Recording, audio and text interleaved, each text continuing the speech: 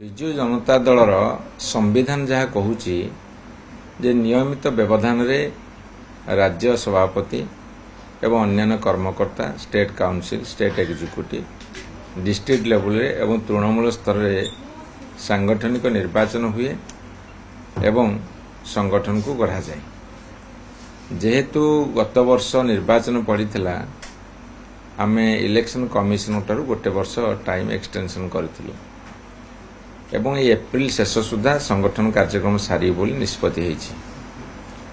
ସେଇଥିପାଇଁ ବର୍ତ୍ତମାନ ତୃଣମୂଳ ସ୍ତରରେ ପଞ୍ଚାୟତ ହେଉ କି ଏନ୍ଏସି ମ୍ୟୁନିସିପାଲିଟି କର୍ପୋରେସନ ହେଉ ସେଠି ସବୁ ନିର୍ବାଚନ ପ୍ରାୟ ସରିଲାଣି।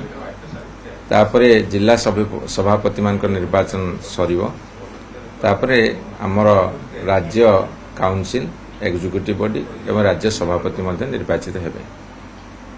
ସେଟା এই সপ্তাহ ভিতরে সে কার্যক্রম সরিব এবং যেহেতু আমি যেতবে বিজু জনতা গঠন করাগলা প্রথম 3 বর্ষ 1997 রু 2000 পর্যন্ত বিরোধী দল ভূমিকার আমি থিলু। তারপরে 24 বর্ষ ধরি সরকার চালিলা। তারপরে বর্তমান বিরোধী দল ভূমিকা নিভাউছু। বর্তমান যে বিরোধী দল ভূমিকা নিভাউছু সেটা সমগ্র ভারত বর্ষরে এক ଚ୍ୟାଲେଞ୍ଜ ହେଇକି ଛିଡ଼ା ହେଇଛି। କାହିଁକି ନା ଭାରତ ବର୍ଷର ରାଜନୈତିକ ସ୍ଥିତି ଚିତ୍ର ବଦଳି ଯାଇଛି।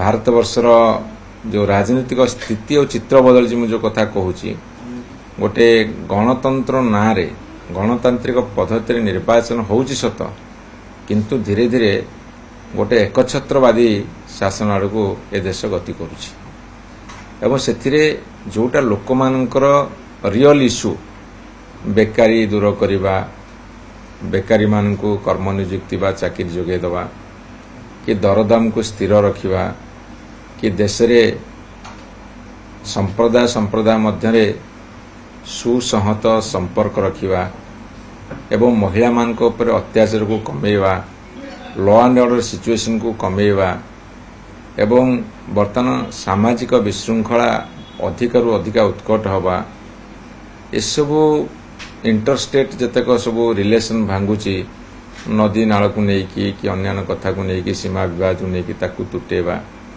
तेणु भारत वर्षर बर्तमान जो सरकार सी सांप्रदायिक भेदभाव करुची एवं देश रे गोटे अराजकता अस्थिरता सृष्टि स्टॉक एक्सचेंज स्टॉक मार्केट बर्तमान पूरा डाउन हो एमती अनेक असुविधार सम्मुखीन होची जोटा को अटेंशन को डाइवर्ट करने प्रतिदिन नुआ नुआ नॉन इश्यू को आनिकी इश्यू करा जाउची रियल इश्यू गाधे जाउची।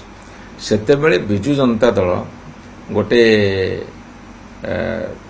सशक्त विरोधी दल हिसाब से उभा होईची। स्वाधीन भारत वर्ष पर गोटे सशक्त विरोधी दल माननीय नवीन पटनायक नेतृत्व में उभा होईची। आमर अनेक गुड़े दायित्व अच्छी कर्तव्य अच्छी एवं ओडिशा मध्य से दिगरे जीवाकू प्रस्तुत होउची। तार नेतृत्व किए नब ना बिजु जनता दल नब।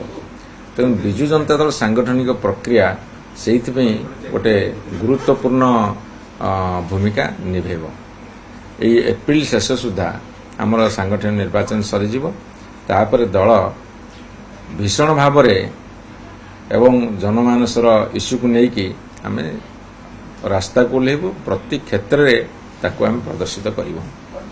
देखिए हलचल हो विभिन्न नेता कटाकटी पंचायत उपनिर्वाचन बर्तमान सरकार करने प्रक्रिया आरंभ कर कौन कारण पंचायत इलेक्शन हम सत्य उपनिर्वाचन हम से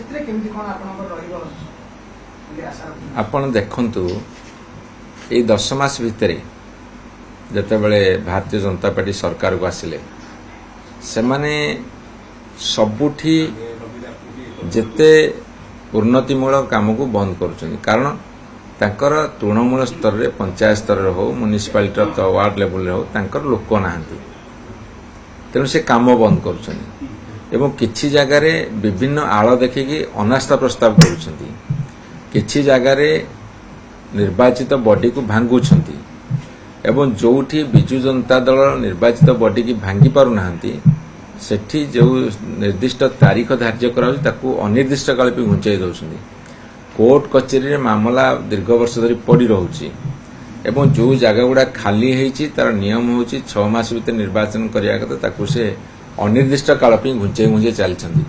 ଏଥିରୁ କ'ଣ ଆପଣ ଅନୁମାନ କରୁଛନ୍ତି? ଗୋଟେ ହେଉଛି ଗଣତାନ୍ତ୍ରିକ ପ୍ରକ୍ରିୟା ଉପରେ ଏମାନଙ୍କର ବିଶ୍ୱାସ ନାହିଁ, ଆଘାତ ଦେଉଛନ୍ତି। ଆଉ ଗୋଟେ ପଟେ ଗଣତାନ୍ତ୍ରିକ ପ୍ରକ୍ରିୟାକୁ ଏମାନେ ଚଳେଇବାକୁ ଚାହୁଁନାହାନ୍ତି। ତାଙ୍କର ଭୟ ରହୁଛି, ତାଙ୍କର ଅସମ୍ଭବ ଭାବରେ ଯେଉଁ ଭୟଟା ତାଙ୍କ ଭିତରେ ରହୁଛି ସେଇଟାକୁ ସେ କୌଣସି ନା କୌଣସି ବାଟେ ପ୍ରଶାସନିକ ସ୍ତରରେ ତାକୁ ଦମନ କରିବାକୁ ଚେଷ୍ଟା କରୁଛନ୍ତି। ମୁଁ ଆପଣଙ୍କୁ କ'ଣ କହିଲି, ଭାରତବର୍ଷର ଗଣତନ୍ତ୍ର ଉପରେ ବର୍ତ୍ତମାନ ପ୍ରଚଣ୍ଡ ଆଘାତ। ସେ ଇଭିଏମ୍ ମେସିନ୍ର କଥା ହଉ କି ଗୋଟେ ଘୃଣାଭାବ ସୃଷ୍ଟି କରିକି ନିର୍ବାଚିତ ହେବାର କଥା ହଉ, ଏସବୁ କଥା ମଧ୍ୟ ଓଡ଼ିଶାରେ ବର୍ତ୍ତମାନ ତାର ପ୍ରାବଲ୍ୟ ଦେଖାଦେଇଛି। ଏବଂ 10 ମାସ ଭିତରେ ସେ ଯେଉଁଭଳି ଭାବରେ ବଦନାମ ହେଲେଣି, ସେଇଥିପାଇଁ ମୋତେ ଲାଗୁନି ଆଉ ଭାରତୀୟ ଜନତା ପାର୍ଟି ଲୋକଙ୍କର ଆସ୍ଥାଭାଜନ ହେଇପାରିବ। ତେଣୁ ସେ ସେଇଥିରୁ କିଛି କରେଇ ଦେବେନି।